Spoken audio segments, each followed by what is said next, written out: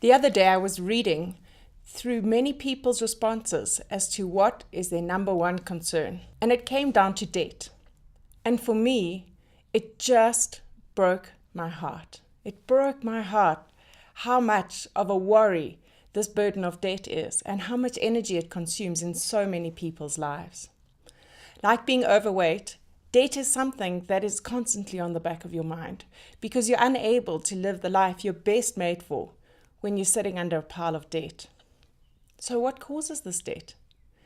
I think it's highly simplistic to say it's just a lack of self-control, when in actual fact there are many reasons, like overweight, why people are in that situation.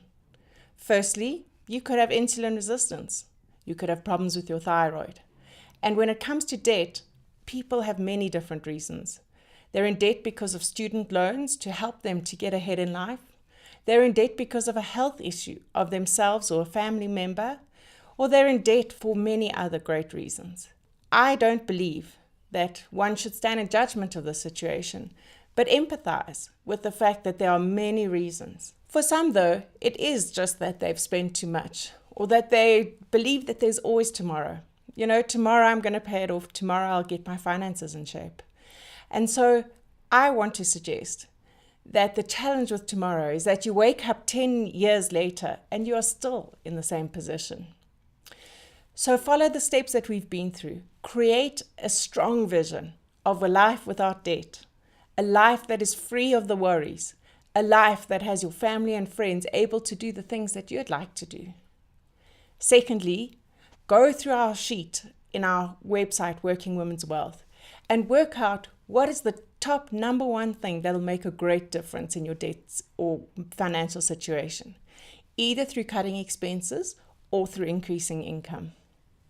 Thirdly, focus on the debt that is most expensive.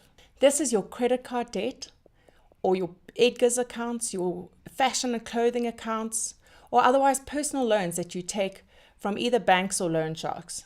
Focus on this debt first because it's so expensive and you pay for it so many times over just in the interest that these companies charge. And if you can, settle your car as quickly as possible.